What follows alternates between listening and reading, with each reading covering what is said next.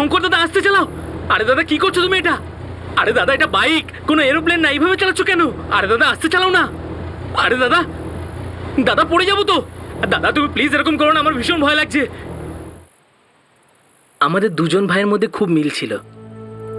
আমি অর্জুন দুবে, আমি খুবই সহজ সরল একটা ছেলে, আর ও আমার বড়দা শঙ্কর দুবে, খুবই চঞ্চল প্রকৃতির, সবার সাথে ঝামেলা লেগেই থাকতো।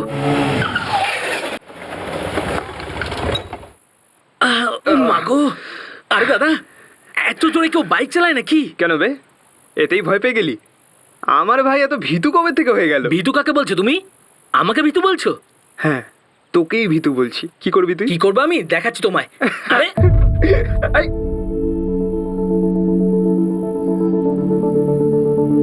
কিন্তু আসল সত্যিটা হলো, আমার গায়ে যদি একটা চোটও লাগতো তাহলে আমার দাদা গোটা পৃথিবী মাথায় করে ফেলতো। আমি দাদার থেকে 6 বছরের ছোট হওয়া সত্ত্বেও আমাদের হাবভাব ছিল যমজ ভাইয়ের মতো।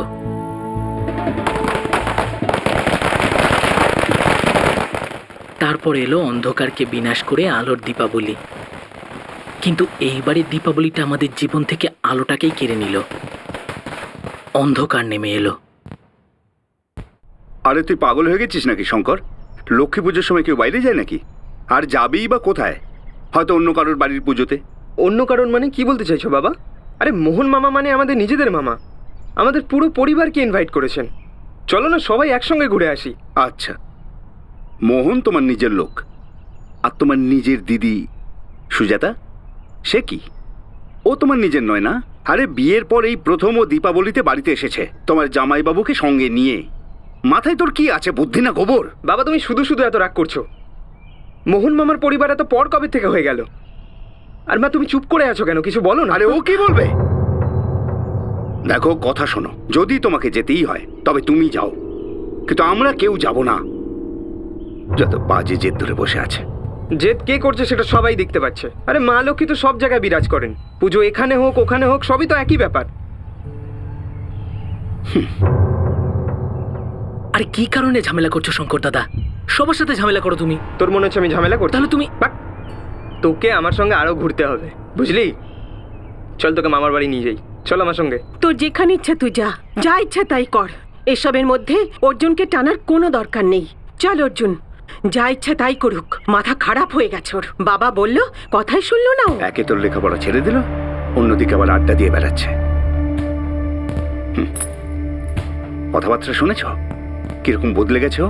আমি মানছি যে ও অন্যদের থেকে আলাদা, কিন্তু মনের দিক থেকে ও খারাপ নয়। অন্যের মতো নয়, মনটা খুব ভালো, এটা কোনো ব্যাপার নয়। ওকে যদি এইভাবে আশকারা দিতে থাকো না, তাহলে কিন্তু একেবারে বিগড়ে যাবে। তুমি কি বলতে চাইছো? আমি কিছু বলতে চাইছি না, তুমি কিছু বুঝবে না। খালি বলবে বুঝতে পারি না, বুঝি না। সবাই এটা জানে যে তোমার ভাইয়েরা ওকে বিগড়ে দিয়েছে একেবারে। সারাদিন করোটা কি তুমি?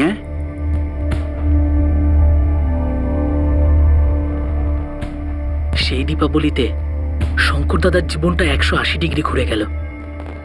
আর এই পরিস্থিতিতে আমাদের সবার জীবনই বা কি করে ভালো কাটতো? আমার বড়দি সুজাতা দি, জামাইবাবু রমন, আমার মা, আমার বাবা আর আমি, আমরা সবাই বাড়িতে পুজোর জোগাড় করছিলাম। শুধু শঙ্কর দাদাই ছিল না।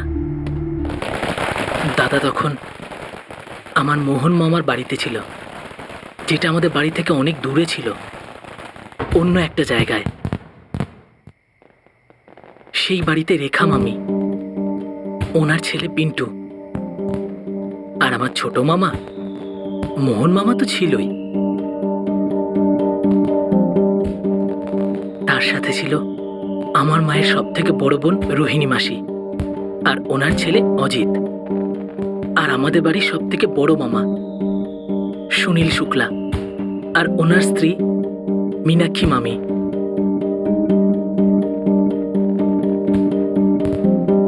পুজোর সময় আমার বাবার মেজাজ খুবই গরম ছিল। বাবা কিছুতে মানতেই পারছিলেন না যে দাদা বাড়ির পুজো ছেড়ে মামা বাড়ির পুজোতে বসে রয়েছে।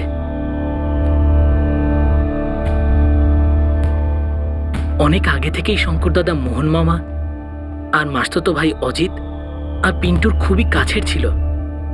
ওদের বাড়ি যেতে শঙ্কর দাদা খুবই ভালো লাগতো। আর সেই দীপাবলির রাত্রে শঙ্কর দাদার হৃদয় যেন আটকে গিয়েছিল।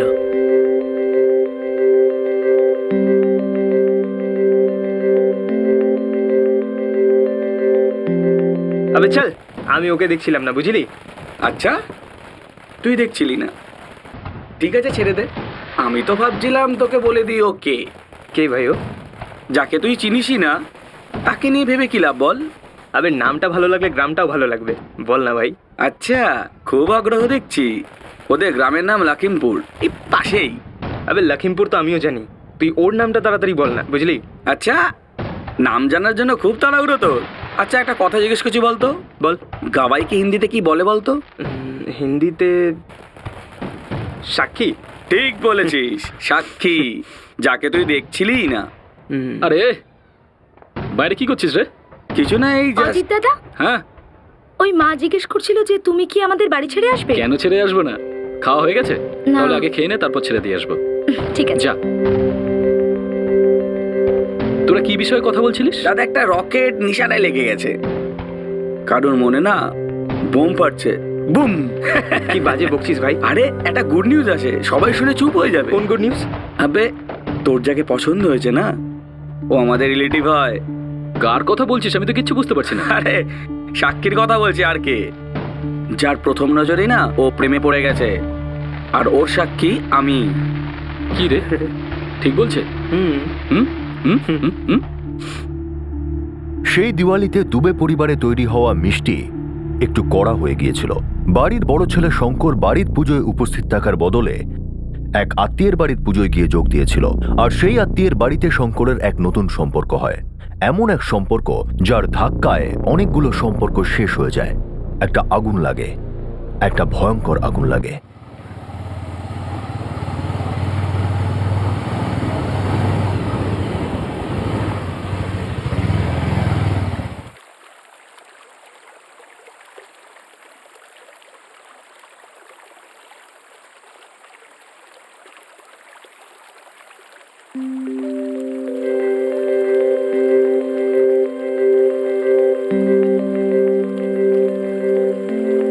তো তুমি এটা বলতে চাও যে তুমি আমাকে বিয়ে করতে চাও? তো 6 মাস ধরে কি আমি টাইম পাস করছি? বিয়ে তো আমি করেই ছাড়বো। আর এতে প্রশ্ন করার তো মানেই হয় না। তোমার কি আমার উপর কোনো ডাউট আছে সাক্ষী? আরে না বাবা, ডাউট করছি না, কিন্তু তুমি আমার মা বাবাকে চেনো না। প্রত্যেক দিন আমাকে বকাবকি করেন, প্রতিদিন একটা নতুন সম্বন্ধ নিয়ে আসেন। এই জন্য আমি বলছিলাম, বলে দেবো আমাদের ব্যাপারে ওনাদেরকে। হুম, কথাটা তো ঠিকই বলেছ। আচ্ছা, একটা কথা বলো তো, আমার বাবা 2 সপ্তাহ পর ক্যান্টনমেন্ট থেকে ফিরছেন। আমি ওনার সঙ্গে কথা বলবো, আর উনি তোমার বাবার সঙ্গে কথা বলবেন। তারপর দেখবে না বলার কোনো প্রশ্নই উঠবে না। প্রশ্ন উঠবে কি উঠবে না সেটা না হয় পরে দেখা যাবে। আমি এখন তাহলে বাবাকে গিয়ে বলি তোমার ব্যাপারে। আরে হ্যাঁ হ্যাঁ বলো, আমরা বিয়েই তো করছি, কোনো চুরি টুরি তো করছি না।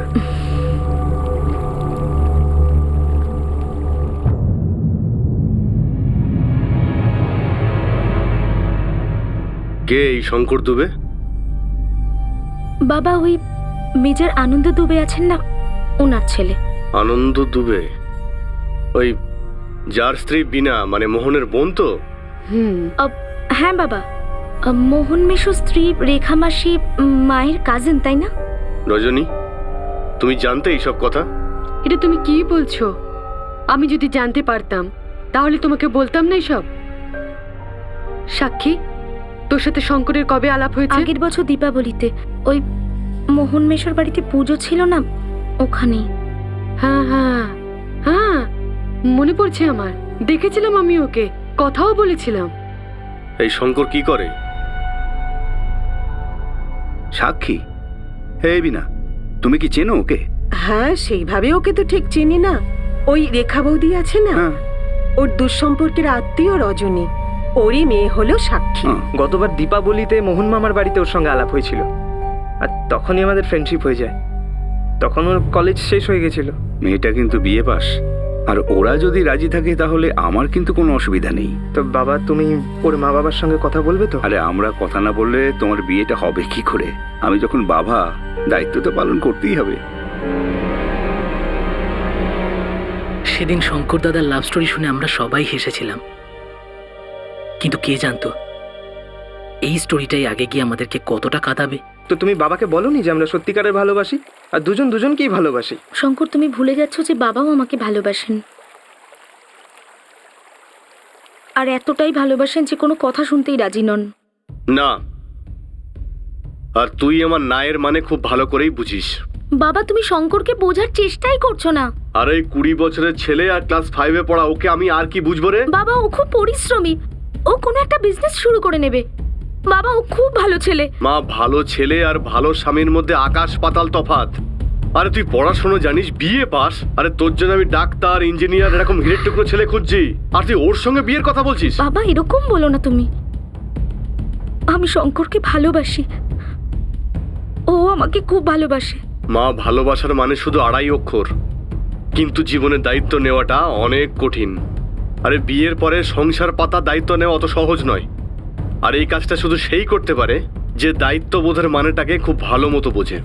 আর উনি এরকম কেন ভাবছেন যে আমি দায়িত্ব পালন করতে পারবো না? আরে জীবন দিয়ে দেবো তোমাকে সুখী রাখার জন্য। আমার এই ব্যাপারটা নিয়ে কোনোদিনই ডাউট ছিল না শঙ্কর, কিন্তু ওনাদের শুধু ডাউটই নয়, ওনারা এই ব্যাপারে শিওর যে ওনারা এই বিয়েটা হতে দেবেন না। তুমি রাজি আছো তো? এই প্রশ্নটা এখনো তোমার মনে রয়েছে? তাহলে ব্যাস, আমাদের বিয়ে হবেই হবে। আর দায়িত্ববোধের স্পেলিং আমি রক্ত দিয়ে লিখে দেখাবো। বিয়ে তো দূরের কথা, এ ব্যাপারে তো ভাবতেই পারছি না আমি। আরে ওরা তো এ ব্যাপারে কথাই বলতে চায় না। তবু বাবা, তুমি ওদের সঙ্গে একবার কথা তো বলো, ওদের আশ্বাস দাও আমি দায়িত্ব পালন করব। আমি কিন্তু একজন সৈনিক, আমি কিন্তু মিথ্যে কথা বলতে পারি না। এতটাও খারাপ নই বাবা আমি। তাহলে আমি এটাই গিয়ে বলি সাক্ষীর বাবা মাকে, দেখুন আমার ছেলেটা খুব একটা খারাপ নয়, ও সামান্য একটু খারাপ।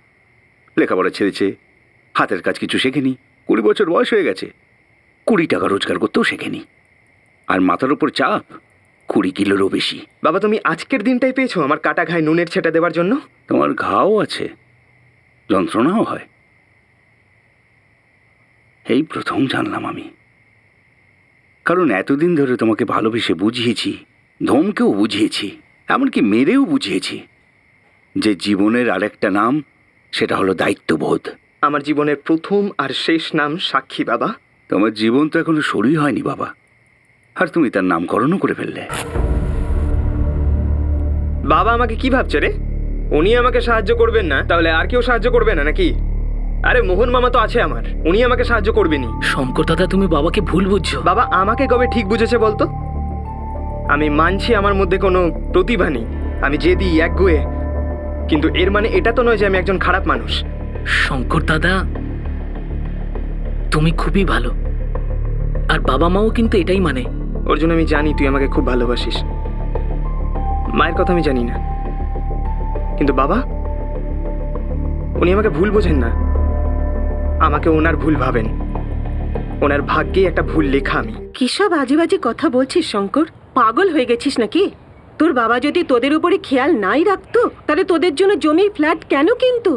তোর বাবা তোদের সকলকে খুব ভালোবাসে, তুই, অর্জুন, সুজাতা, সবাই ওনার কাছে সমান। এই সমস্ত বাজে কথা মন থেকে মুছে ফেল। আরে কিন্তু মা, ফ্ল্যাট আর প্রপার্টি দিয়ে কি ভালোবাসা হয়? আমি ফ্ল্যাট প্রপার্টি সব ছেড়ে দেবো, শুধু একবার সাক্ষীর মা বাবার সঙ্গে গিয়ে কথা বলুক। তুই নিজেই তো বলেছিস ওর বাবা মা এই সম্পর্ক না করে দিয়েছে, তাহলে এইসব কথা বলার এখন মানে কি? আরে মা, ভালো করে বোঝালে ঠিক বুঝবেন, কিন্তু ভালো করে যে বোঝাবেন তার আমার প্রতিও তো ভালোবাসা থাকা দরকার। আর বাবা তো আমাকে ভালোই বাসেন না।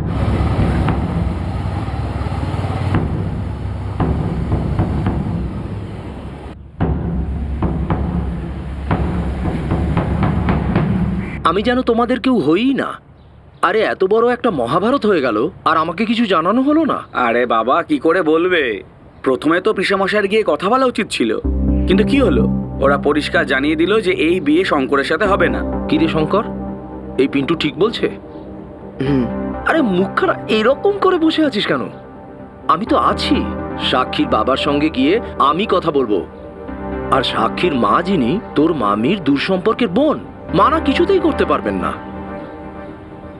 যদি আত্মীয়তা বজায় রাখতেই চাইতেন তাহলে আমাদের আগে থেকে সাবধান করতেন যে ভাই আপনার মেয়েকে এর থেকে দূরে রাখুন। আমি মানছি রেখা আমার দুঃসম্পর্কের বোন, তার মানে তো এই নয় যে আমরা আমাদের মেয়েকে যাত্রার সাথে বিয়ে দিয়ে দেবো। রজনী, ওই ছেলেটা খুব ভালো, ও নিজের দায়িত্ব সামলে নেবে। যদি ওই ছেলেটা এতটাই ভালো হয় তাহলে আপনারা ওর জন্য একটা ভালো মেয়ে খুঁজুন। আর আপনাদের রাজকুমারের যোগ্য নয় আমার মেয়ে। আমরা ওর জন্য কোনো সাধারণ ডাক্তার বা ইঞ্জিনিয়ার খুঁজে নেব। ওর বিয়ে নিয়ে আপনাদের ভাবতে হবে না। আরে অজিতদা, তোমার সাথে তো সাক্ষী দাদাদের খুব ভালো রিলেশন, তাই না? তাহলে একটা কাজ কেন করছো না? ওদেরকে সব বলে দাও। আরে ভাই, একটা কথা আছে যেটা তোদেরকে এখনো বলা হয়নি। কি কথা? এটাই যে সাক্ষীর দাদারা আমার সঙ্গে দেখা করেছিল। এই অজিত, আমরা শুনলাম যে ওই ছেলেটা শঙ্কর, ওনাকে তোর ভাইটাই হয়? হ্যাঁ, আমার মাসির ছেলে। তো তোকে একটা কথা বলি গুড্ডু, খুব ভালো ছেলে ও। খুব ভালো ছেলে? খুব ভালো করে বোঝাও ওকে আমার বোনের থেকে দূরে থাকতে, বুঝলে তুমি? দেখ অজিত, আমরাও জানি যে আমাদের বোনেরও অনেক ভুল রয়েছে, কিন্তু যা হয়ে গেছে সেটা হয়ে গেছে, এবার সব ভুলে যা, তাতে দুটো ফ্যামিলিরই ভালো হবে। সাক্ষীর একটা টপ ক্লাস ফ্যামিলির ছেলের সাথে বিয়ে ফাইনাল হয়ে গেছে, তাই আমরা কোনো বাওয়াল চাই না। দেখ ভাই, গুড্ডু আর সুধীরের সঙ্গে কথা বললাম, বুঝলাম যে কোনো কাজ হবে না। সাক্ষীর সম্বন্ধ আর কারোর সঙ্গে হবে না। ও আমার। ওর যদি বিয়ে হয় তাহলে আমার সঙ্গে হবে। শঙ্কর আমার কাছে ভালোবাসা মানে হলো তুমি, বিয়ের মানে হলো তুমি। আমি এই জীবনে আর অন্য কাউকে বিয়ে করতে পারবো না। কিন্তু বিয়ে তো আমি তোমাকে এই জন্মেই করব।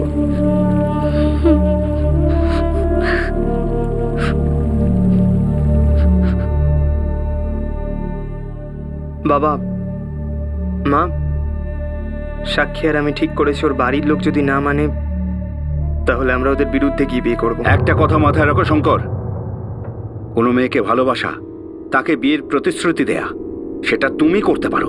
কিন্তু যদি মেয়েটার বাবা মা রাজি না হয় তাহলে ভুলে যাও এই মেয়েটাকে। এর বাইরে যদি কিছু করার কথা ভাবো না, তাহলে নিজের বাবা মাকে ভুলে যেও। দাদা, তুমি কেন বুঝতে চাইছো না? তুমি যদি এই কাজটা করো তাহলে কারোর ভালো হবে না। অর্জুন, তুই এখনো অনেক ছোট।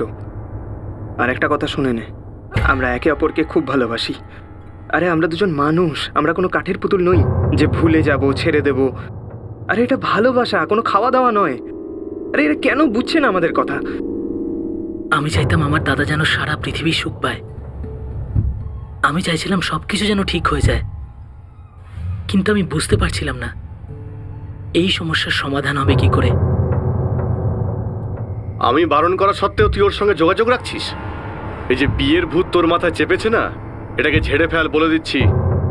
আমার পারমিশন ছাড়া তুই এই বাড়ি থেকে এক পাও বাইরে বেরোবি না। বাবা, এটা কিন্তু অন্যায়। আর যেটা তুই করছিস সেটা ভুল না সাক্ষী? ভালো করে শোন, আজকের পর থেকে তুই যদি ওর সঙ্গে কোনো যোগাযোগ রাখিস তাহলে আমার সঙ্গে তোর সমস্ত সম্পর্ক শেষ, মনে রাখবি।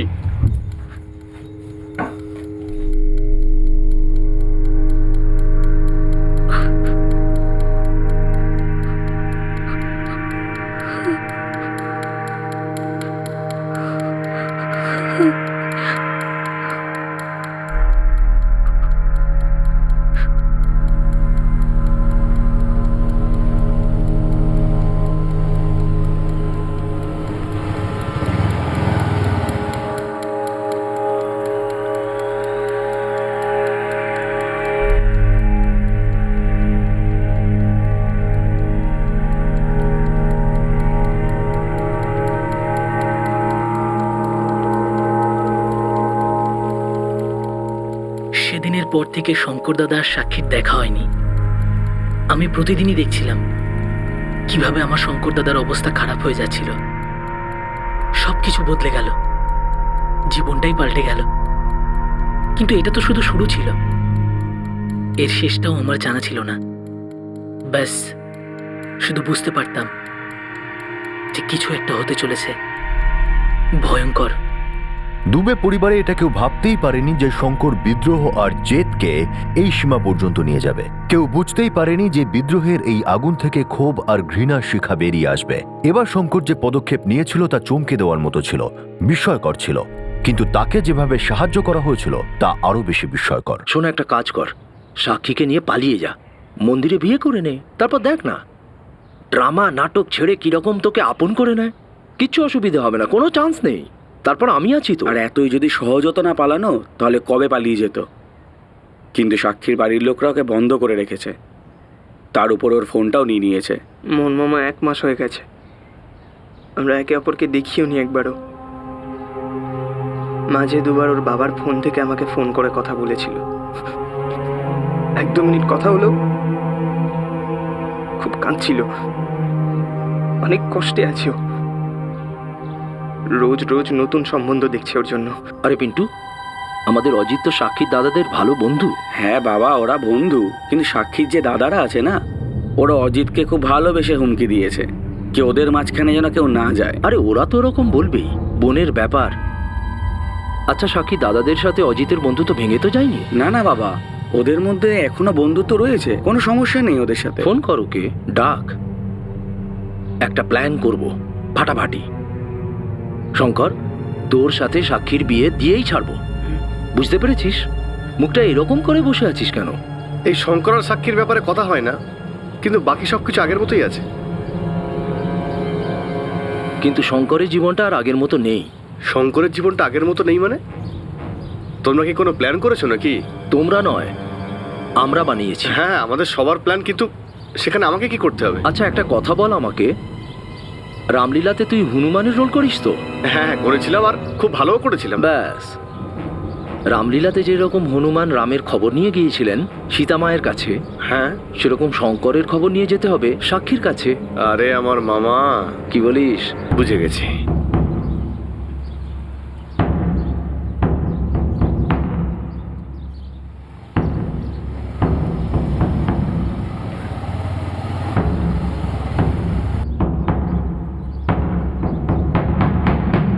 দেখ ভাই, যদি জমি জায়গা ঠিকঠাক থাকে তাহলে কথা বলে লাভ আছে, নাহলে কোনো লাভ নেই।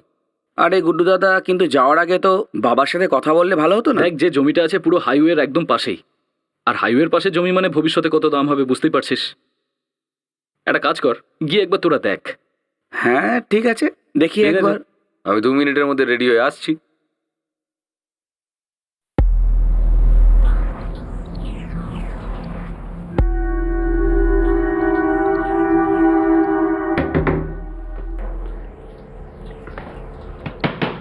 সুধীর, আরে ভাই তাড়াতাড়ি কর, তোকে জিলিপি খাওয়াবো দোকান থেকে, চ।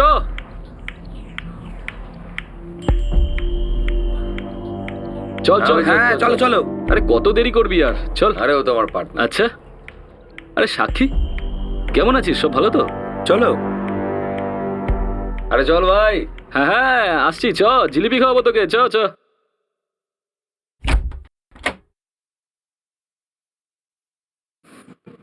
সাক্ষী, আমি জানি তুমি কত কষ্টে রয়েছো, আমিও ঠিক একই অবস্থায় রয়েছি। আজকে রাতে তোমার রুমের জানলার নিচে আসবো, আর ওই জানলা ভেঙে তোমাকে নিয়ে পালাবো। এরপর সারা জীবন আমি তোমার বন্দী হয়ে থাকতে চাই। তুমি রাজি তো? করবে বিয়ে আমাকে?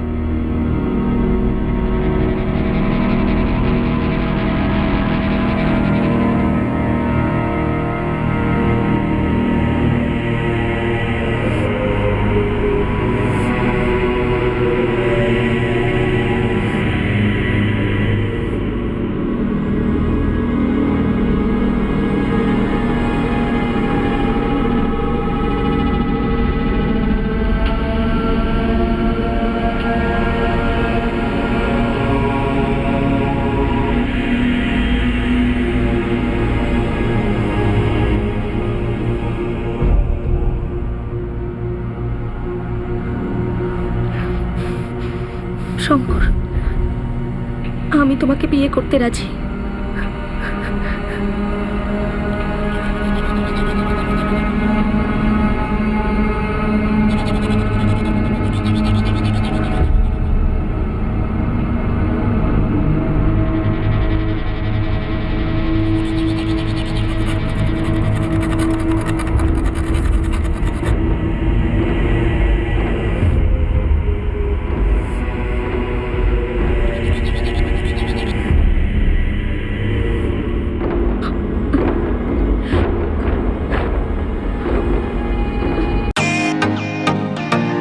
Welcome to Beaten World. How may I assist you? নতুন ফ্ল্যাটের জন্য একটা স্ট্যান্ড ফ্যান আর কুলার নেব। এই পচা গরম থেকে একটু স্বস্তি চাই। বাজার চলতে সব ব্র্যান্ড আর ভরসাযোগ্য নয়। তার জন্য তো আমাদের ফ্যান আছে, all purpose bullet table fan, ceiling fan. আমাদের সিলিং ফ্যান কিন্তু 30 মাসের ওয়ারেন্টি সহ পাওয়া যায়। আছে ফারাটা 2 বছরের ওয়ারেন্টি, 17 থেকে 20 মিটার এয়ার ফ্লো, মধ্যবিত্তের সাধ্যের মধ্যে একমাত্র ভরসাযোগ্য ব্র্যান্ড বিটেন। আমাদের কুলারের কিন্তু অনেক range, 45 litres, 50 litres, 70 litres, 90 litres, 110 litres. Honeycomb সহযোগে বিটেনের সব কুলারের ওয়ারেন্টি 1 বছর। চেনা হাওয়ায় অচেনা অনুভূতির জন্য একমাত্র আদর্শ বিটেন। গরমে স্বস্তি পেতে বিটেনের ফ্যান হোক বা কুলার, আজই আনুন বাড়িতে। বিটেন, ডিজিটালি ইয়ার্স।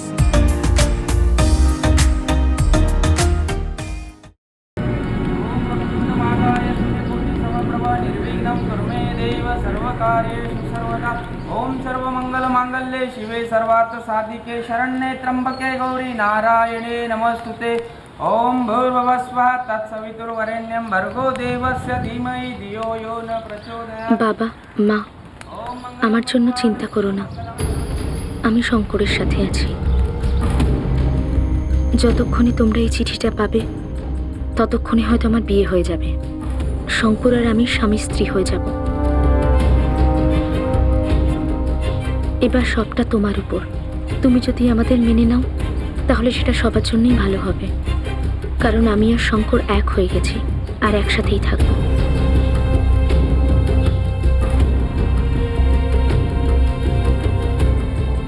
দুই তরফই একটু ঝামেলা করবে, তারপরে সব লাইনে চলে এসে সব ঠিক হয়ে যাবে। ভগবান আর আইন তোমাদের সঙ্গে আছে, আর মামা তো আছেই। হ্যাঁ, তুমি আমাদের জন্য যা করলে আমি কোনোদিনও সেটা ভুলতে পারবো না।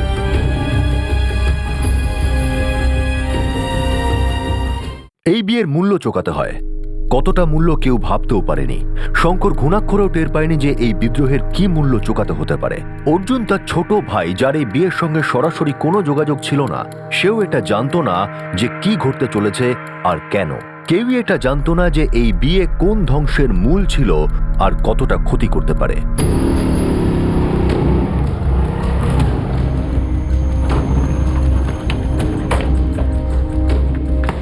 দুবে, দুবে, দরজা খোল, দরজা খোল। দাদা কোথায় রে? কি হয়েছে? সাক্ষীর সাথে তো আমি পরে কথা বলছি। যেটা আপনি আর শঙ্কর করেছেন না, তার বদলা তো আমি নিয়েই ছাড়বো। এই ভুলটা করবেন না যে আমরা চুপচাপ বসে থাকবো। মান সম্মান নিয়ে এটা এক মিনিট, চুপ করে আছি বলে যা খুশি বলতে পারো না তুমি? ওর জন্য আমাদেরও সম্মান নষ্ট হয়েছে। আমরা কি করে জানবো আমাদের শঙ্কর এইরকম একটা কাণ্ড করবে? আরে ও তো আমাদের একটা কথাও বলেনি। আমি তো বলছি এর উত্তর আমরা দেবই, ইটের বদলে পাটকেল। দাদা, তুমি আমাদের হুমকি না দিলেই ভালো হয়। আরে শঙ্কর দাদা যদি আমাদের না জানে তাতে আমাদের দোষটা কি বলো তো? আমাদের কি পাগল ভেবেছিস নাকি যে যা ইচ্ছা তাই করে যাবি? গুড্ডু দাদা, সবাই জড়িয়ে আছে এখানে, কাউকে ছাড়বো না। সবাইকে দেখে নেবো, ছাড়বো না কাউকে।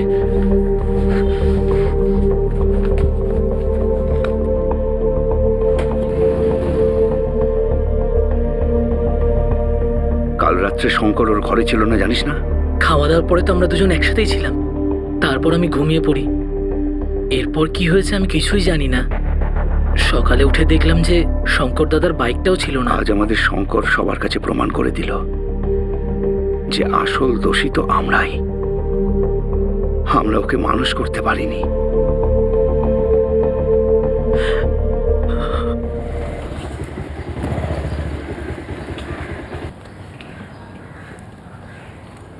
চলো। কি হলো? শঙ্কর, আমার খুব ভয় করছে। আরে এখন আবার কিসের ভয়? তোমার হাজবেন্ড তোমার সঙ্গে আছে, মিসেস সাক্ষী শঙ্কর দুবে। চলো।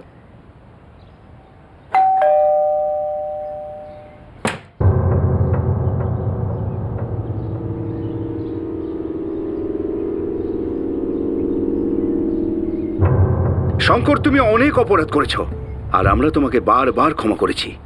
এখন এমন কাজ করেছো তুমি, সব সম্পর্ক শেষ হয়ে গেছে। বাবা, আমরা নতুন জীবন শুরু করেছি। আমরা এখন স্বামী স্ত্রী। আমি এই বিয়েটা মানি না। আজকের পর থেকে তুমি আমার ছেলেও নও। তুমি তো বটেই, অন্য কারোর জন্য ওখানে কোনো জায়গা নেই। বাবা, আমি জায়গা তৈরি করে নেবো, আমাকে একটা সুযোগ দাও। আমার নগরে আমার নামে তুমি যে ফ্ল্যাটটা নিয়েছো না, আমরা ওখানে থাকবো আর কিছু করে দেখাবো তোমাকে। বাবা, দেখিয়ে তো দিয়েছো তুমি কি করতে পারো। এখন যা কিছু করবে না নিজের ক্ষমতাতে করো। নিজের ইচ্ছায় বিয়ে করেছো তো, এবার নিজের ক্ষমতায় সেটাকে সামলাও। এখান থেকে যাও, একটা টাকাও পাবে না তুমি।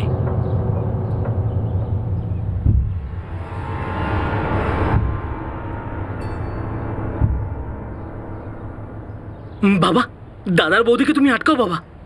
আমি তোমার কাছে হাত জোর করছি বাবা। দাদা খুব একা হয়ে যাবে। অর্জুন ঠিক বলছে গো, শঙ্করের কাছে এখন সব থেকে বড় প্রয়োজন আমাদের। তুমি ওকে থামাও। না বিনা, এখনো পর্যন্ত ও নিজের মতে চলছে, কোনো কথা আমাদের শোনেনিও। ওরা দুজন নিজের জীবনের জন্য যা খুশি করে করুক। আজকের পর থেকে এই বাড়িতে ওই শঙ্করের নাম পর্যন্ত নেবে না। শঙ্কর দাদা দাঁড়াও, শঙ্কর দাদা, শঙ্কর দাদা, শঙ্কর দাদা দাঁড়াও, শঙ্কর দাদা দাঁড়াও, শঙ্কর দাদা, আমি বলছি দাঁড়াও শঙ্কর দাদা, দাঁড়াও তুমি। শঙ্কর দাদা দাঁড়াও, দাঁড়াও দাদা, তুমি দাঁড়াও। শঙ্কর দাদা, বাবার কথা তুমি খারাপ ভেবো না। বাবার রাগ কমে গেলে দেখবে তোমাকে ঠিকই ডেকে নেবে। এখন আর কিচ্ছু যায় আসে না অর্জুন। আমি জানি না কোনটা ঠিক আর কোনটা ভুল। আমি তো শুধু এটুকুই জানি যে তুমি আমার দাদা, আর আমি তোমাকে ছাড়া বাঁচবো না। না অর্জুন, আমি আর এখন তোর দাদা টাদা কিচ্ছু নেই। ভালো হবে তুইও যদি আমার সঙ্গে কোনো সম্পর্ক না রাখিস, আর আমার মতন কোনোদিনও হবি না। আর এখন যদি তোদের জীবনে আমি থাকি, সেটা তোদের জন্য ভালো হবে না। এরকম বলো না, তুমি সবসময় আমার বড় দাদা ছিলে। বসো। বৌদি, বৌদি তুমি বোঝাও না দাদাকে। দাদা দাঁড়াও, শঙ্কর দাদা, শঙ্কর দাদা।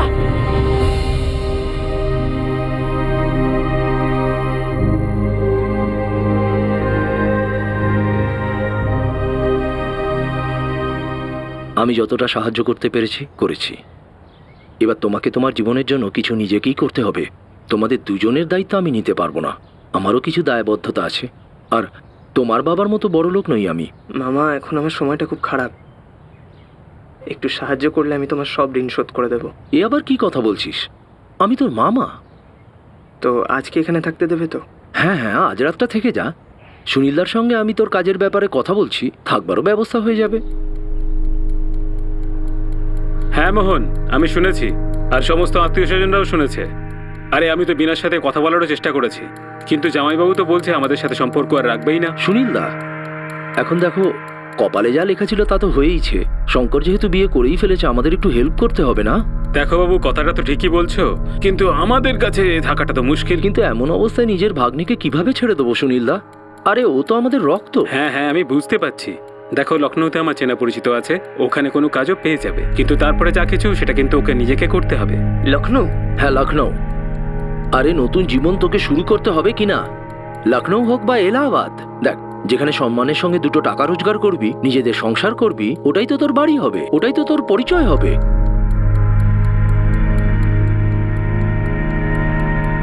শঙ্কর দাদা আর সাক্ষী বৌদি যে কোথায় চলে গেল তা আমরা কেউ জানতাম না, কিন্তু আমার দাদার কথা খুব মনে পড়তো। কিন্তু কি করব, আমার বাবা নিজের জেদ ছাড়তে রাজি ছিলেন না। মা বাবাকে অনেক বোঝানোর চেষ্টা করেছিলেন, বাবা যাতে দাদাকে ক্ষমা করে দেয়, ওরা যেখানেই থাকুক ওদের যেন বাড়িতে ফিরিয়ে আনে। কিন্তু মায়ের প্রতিটা আকুতির উত্তর বাবার কাছে নিঃশব্দ ছিল, যেন বাবার মনটা পাথর হয়ে গিয়েছিল। সাক্ষী বৌদির বাড়ির লোকেরা আমাদের উপর রেগেছিল, খুবই রেগেছিল, আর তাদের দেওয়া হুমকি আমাদের মাথার উপর যেন তলোয়ার হয়ে ঝুলছিল। সবাইকে দেখে নেবো, ছাড়বো না কাউকে। মাঝে মাঝে দাদা আমাদের ফোন করত, আর প্রত্যেকবারই আশা করত হয়তো সবকিছু ঠিক হয়ে যাবে, আর একদিন না একদিন বাবার রাগ ঠিকই কমে যাবে। কে বলছিস? দাদা, আমি সাক্ষী। কে সাক্ষী? দাদা, একবার আমার কথাটা তো শোনো। সেকেন্ড টাইম ফোন করবি না। কি হয়েছে দাদা? সাক্ষীর ফোন? হ্যাঁ। আমরা এখানে পাড়ায় জ্বলে পুড়ে মরছি, আর দুবে আরোর পরিবার খুব মজাতেই আছে। ওদের আরাম করার দিন শেষ সুধীর। শুধু একটা চান্স পাই, এমন মারবো, এমন শিক্ষা দেব, অন্য কারোর সম্মান নিয়ে টানাটানি করার আগে না 100 বার ভাববে। Welcome to Biten world. How may I assist you? নতুন ফ্ল্যাটের জন্য একটা স্ট্যান্ড ফ্যান আর কুলার নেব। এই পচা গরম থেকে একটু স্বস্তি চাই। বাজার চলতে সব ব্র্যান্ড আর ভরসাযোগ্য নয়। তার জন্য তো আমাদের ফ্যান আছে, all purpose bullet table fan, ceiling fan. আমাদের সিলিং ফ্যান কিন্তু 30 মাসের ওয়ারেন্টি সহ পাওয়া যায়। আছে ফারাটা 2 বছরের ওয়ারেন্টি, 17 থেকে 20 মিটার এয়ার ফ্লো। মধ্যবিত্তের সাধ্যের মধ্যে একমাত্র ভরসাযোগ্য ব্র্যান্ড বিটেন। আমাদের কুলারের কিন্তু অনেক range, 45 litres, 50 litres, 70 litres, 90 litres, 110 litres. Honeycomb সহযোগে বিটেনের সব কুলারের ওয়ারেন্টি 1 বছর। চেনা হাওয়ায় অচেনা অনুভূতির জন্য একমাত্র আদর্শ বিটেন। গরমে স্বস্তি পেতে বিটেনের ফ্যান হোক বা কুলার, আজই আনুন বাড়িতে। বিটেন, ডিজিটালি ইয়ার্স। করবি না। কি হয়েছে দাদা? সাক্ষীর ফোন? হ্যাঁ, আমরা এখানে পাড়ায় জ্বলে পুড়ে মরছি, আর দুবে আর ওর পরিবার খুব মজাতেই আছে। ওদের আরাম করার দিন শেষ সুধীর। শুধু একটা চান্স পাই, এমন মারবো, এমন শিক্ষা দেব, অন্য কারোর সম্মান নিয়ে টানাটানি করার আগে না 100 বার ভাববে। কি হলো? ওই একই, আবার ফোন কেটে দিয়েছে দাদা। কোনো ব্যাপার না, দেখবে একদিন আর কাটবে না। কথাটা বলা সহজ শঙ্কর, তোমার তো তবুও মা এবং ভাইয়ের সাথে কথা হয়। তুমি যদি বলো তাহলে আর বলবো না। না না, আমি সেটা বলতে চাইনি। তো আমাদের ব্যাপারে আমরা ভাবি সাক্ষী, আমরা দুজন দুজনের সবকিছু। আর এভাবেই আমাদের ভবিষ্যতের কথা ভাবতে হবে, একসাথে এগিয়ে যেতে হবে।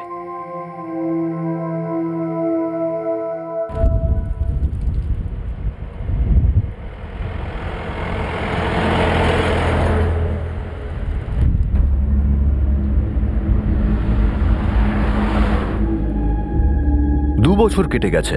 2 বছর আগে শঙ্করের মামা, তার মাস্তুতো আর মামাতো ভাইয়েরা শঙ্কর আর সাক্ষীকে পালিয়ে গিয়ে তাদের বিয়ে করাতে সাহায্য করেছিল, তাদের নতুন জীবন গড়তে সাহায্য করেছিল। আর এখন এমনটা মনে হচ্ছিল যে সেই সাহায্যের প্রতিশোধ 2 বছর পর এসেছে।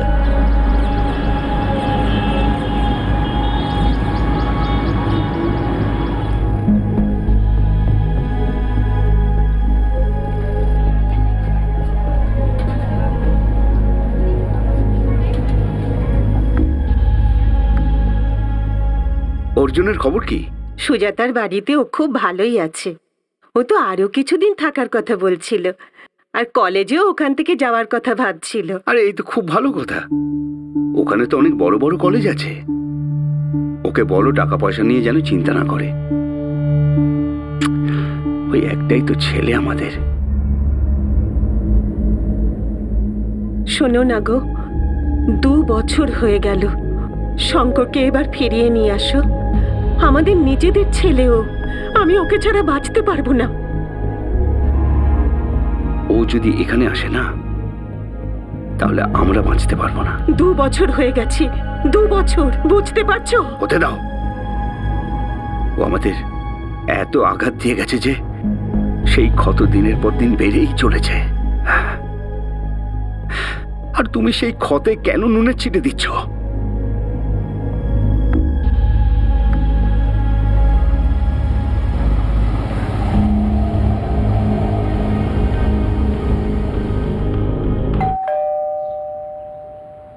কে? আরে অজিত, তুমি? কেমন আছো সুজাতা দিদি? আমি ঠিক আছি, তুমি ভেতরে এসো, বসো, আমি জল নিয়ে আসছি। হ্যাঁ। আরে প্রণাম অজিতদা। আরে ছোটু, তুইও এখানেই আছিস? কেমন আছিস? আমি ভালো আছি, তুমি কেমন আছো? ঠিকঠাক।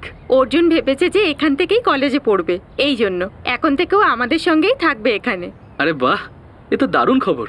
এবার দেখো না দিদি, এলাম তোমার সঙ্গে দেখা করতে, আর ওর সঙ্গে দেখা হয়ে গেল। আজকের দিনটা খুব ভালো। রোহিণী মাসি কেমন আছে? খুব ভালো। দিদি, একটা কথা বলবো? শঙ্করের ওই কাণ্ড ঘটানোর পর আমরা তো একদম পর হয়ে গেছি। খুব কষ্ট হয় দাদা। আগে আমরা কত ভালো ছিলাম, কি আর করবো বলো? অজিত, তুমি তো জানোই না বাবার ব্যাপারে। উনি কত বড় একজন জেদি মানুষ। একবার জেদ ধরে বসে গেলে তাকে ভাঙার কথা চিন্তাই করেন না। উনি একবার ভেবে নিয়েছেন না তোমাদের সঙ্গে কোনো সম্পর্ক রাখবেন না, তার মানে রাখবেনই না। আরে দিদি, কিন্তু এটা কি করে হতে পারে? তোমাদের সাথে আমাদের রক্তের সম্পর্ক, ছোটবেলা থেকে আমরা একসাথে বড় হয়েছে, আর এখন এইসব। চলো ছাড়ো এইসব কথা, তুমি তাড়াতাড়ি মুখ হাত ধুয়ে নাও, আমি খাবার দিচ্ছি। চলো অর্জুন। ঠিক আছে। শোন, হ্যাঁ, বাড়িতে তোর কথা সবাই বলে, মোহন মামা, সুনীল মামা, সবাই, আমরা সবাই তোকে খুব মিস করি। আমারও সবার কথা খুব মনে পড়ে অজিত দাদা, আর সব থেকে বেশি শঙ্কর দাদা। আচ্ছা চল তাহলে তোকে লখিমপুরেই নিয়ে যাই, তোকে সবাই দেখে খুব খুশি হবে। না একদম নয়, বাবা যদি একবার জানতে পারেন না তো খুব অশান্তি করবেন। আর তাছাড়াও ওই ঘটনার পর বাবা যত শঙ্করের উপর রেগে আছেন ততটাই তোমাদের সবার উপর। অর্জুন কোথাও যাবে না। আরে না না দিদি, কিন্তু মেশো জানতে পারবে কি করে? আমরা ছোটকে নিয়ে চুপচাপ চলে যাব, তারপর আবার ওকে নিয়ে চলে আসবো। কি ছোট? হ্যাঁ, যেতে দাও না দিদি, সত্যি বলছি আমি কোনো ঝামেলা করব না, সবার সাথে দেখা করেই চলে আসবো। জেদ করিস না, ব্যাপারটা বোঝ। বাবা মিলিটারির লোক, একবার উনি জানতে পারলে না বুঝতেই পারছিস কি হতে পারে। আমিও ওনার ছেলে দিদি, জানতেও দেবো না আমি। হ্যাঁ, যদি আমি বাড়ি থেকে যেতাম তাহলে ব্যাপারটা আলাদা ছিল, কিন্তু যদি আমি এখান থেকে যাই তাহলে কারো সন্দেহ হবে না। হ্যাঁ, যদি তুমি বাবাকে বলে দাও তাহলে আলাদা ব্যাপার। আচ্ছা, আমি পাগল হয়ে গেছি নাকি যে বাবাকে সব কথা বলবো? আর কিছু দেবো? মানে পাক্কা ধরবো? দিদি শুধু দুদিনেরই তো ব্যাপার, আর দেখো ও কত রোগা হয়ে গেছে, একটু খাওয়া দাওয়া করিয়ে তোমার কাছে দিয়ে যাব। যেতে দাও না দিদি, প্লিজ।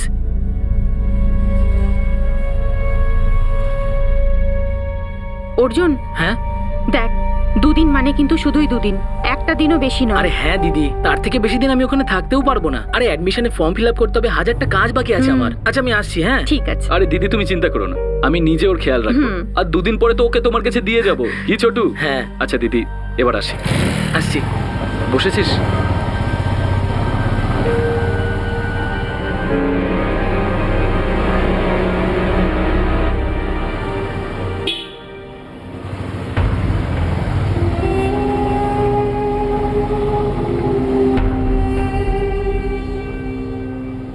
আমার ভুলটা কি ছিল আমি জানতামই না, আর হয়তো কোনোদিনও সেটা জানতেও পারবো না।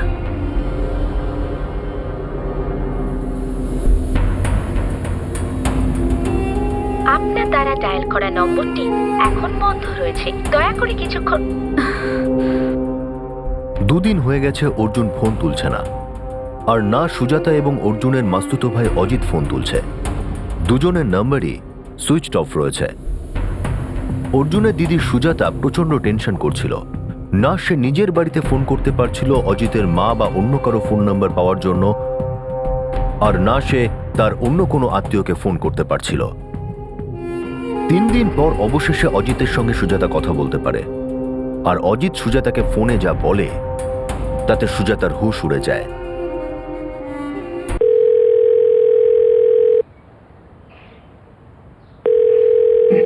হ্যালো অজিত, অজিত তোমরা সব কোথায়? হ্যাঁ, ফোন কেন তুলছো না? আর অর্জুন কোথায়? আরে দিদি, অর্জুনের ফোন রেঞ্জের বাইরে আছে। রেঞ্জের মধ্যে নেই মানে? তুমি তো বলেছিলে দুদিনের মধ্যে অর্জুনকে বাড়ি পৌঁছে দেবে, তাহলে? আরে দিদি তুমি এত চিৎকার করছো কেন? ইয়াং ছেলে 2 দিনের বদলে 3 দিন আটকে গেছে। তুমি চিন্তা করো না, চলে আসবে। আমাকে অর্জুনের সঙ্গে কথা বলাও, তাড়াতাড়ি কথা বলাও, ব্যাস। দেখো সুজাতা। সুজাতা? কি বললে তুমি? দিদি না বলে নাম ধরে ডাকছো? হ্যাঁ, সুজাতা।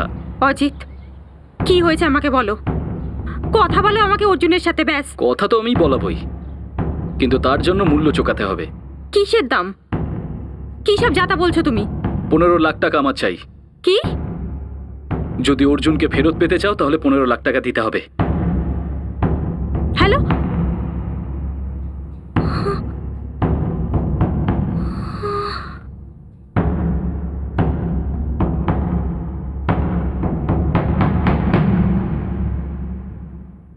অজিত কোন মূল্যের কথা বলছিল? তার উদ্দেশ্য কি ছিল? 3 দিন আগে হঠাৎ বিনা নিমন্ত্রণে অজিত ভাঙা সম্পর্ক জুড়তে সুজাতার বাড়িতে চলে আসে। সেখানে সে অর্জুনকে দেখে এবং সে অর্জুনকে নিজের সঙ্গে গ্রামে নিয়ে যায় পুরনো সম্পর্ক আর স্মৃতিকে তাজা করতে। কিন্তু অজিতের সুজাতার বাড়িতে অর্জুনের সঙ্গে দেখা হওয়া কি শুধুই কাকতালীয় ছিল, নাকি কোনো ষড়যন্ত্র? শঙ্কর আর সাক্ষীর বিয়ে এখন 2 বছর হয়ে গেছে। এমন এক পালিয়ে গিয়ে করা বিয়ে যাতে 2 পরিবার সম্মতি দেয়নি। আর এখন অর্জুন বাড়িতে ফিরে আসেনি আর অজিত মুক্তিপণ চাইছে। এই অপহরণের উদ্দেশ্য কি শুধুই 15 লাখ টাকা ছিল, নাকি মূল্য আসলে অর্জুন নিজেই ছিল, যে তার দাদার জেদের শাস্তি ভোগ করতে চলেছিল?